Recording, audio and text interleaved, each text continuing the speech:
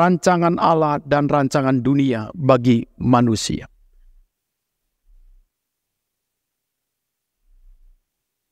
Setiap kita tahu Tuhan memiliki satu program yang indah untuk setiap anak-anaknya.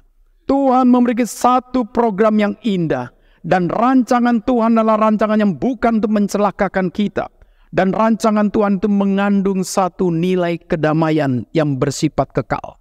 Nah, di dalam bagian ini, saudara, maka Tuhan merancang kita bagaimana membangun satu pengharapan demi pengharapan, di mana pengharapan ini adalah satu nilai proses hidup kita yang punya satu nilai garis keindahan. Jadi Tuhan tidak pernah memproses kita dalam nilai titik yang namanya akhir. Maka dalam konsep reform, tidak ada yang berkata pada akhirnya. Konsep kita adalah konsep alpha point. Apa artinya? Konsep melihat segala sesuatu dalam garis proses Tuhan itu indah. Jadi disitulah kita mengerti, saudara, proses itu indah karena proses itu menyatakan iman. Proses itu indah karena proses itu menguji seluruh nilai ketatan dan kesetiaan kita. Jadi siapa yang tidak suka proses, engkau instan, itu spirit daripada setan. Sembahlah aku akan memberikan kekayaan kepadamu. Tinggikanlah diriku, maka aku akan memberikan apa yang kau mau, instan. Itu jalan setan.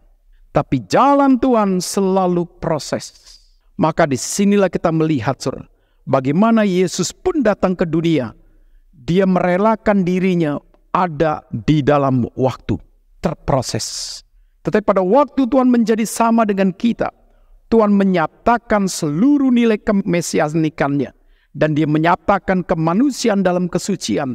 Dan dia menyatakan Tuhan dalam nilai otoritasnya. Nah, di dalam konsep inilah kita mengerti, saudara, rancangan Tuhan indah pada waktunya. Pada waktu kita sungguh-sungguh menangkap waktu Tuhan. Jadi disinilah, saudara, Tuhan itu penuh kasih. Tapi Tuhan juga punya keadilan. Tuhan punya kemurahan. Tuhan punya satu nilai kebaikan. Maka bagi kita, Tuhan itu ajaib di dalam memproses kita. Tugas kita adalah bagaimana kita menjalankan iman kita, menikmati proses demi proses untuk menunjukkan belas kasihan Tuhan.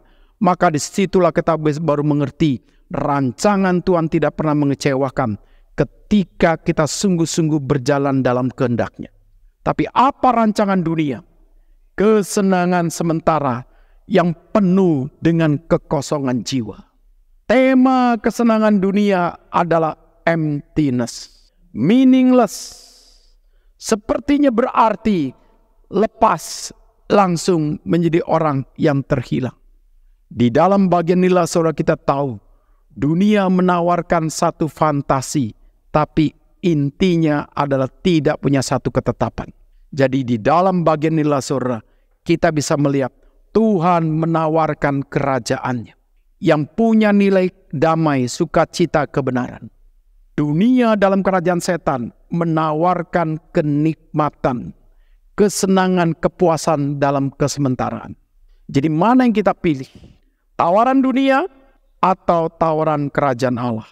Semua ini menentukan iman kita.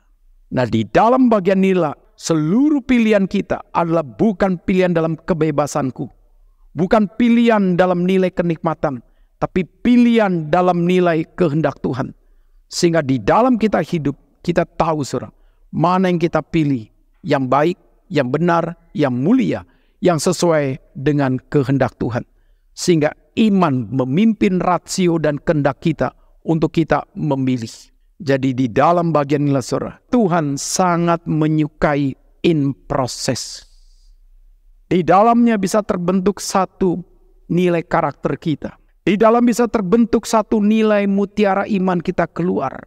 Dan akhirnya melalui output yang terjadi, ada outcome, ada dampak, ada pengaruh yang orang lihat Kristus hidup di dalam dan melalui kita.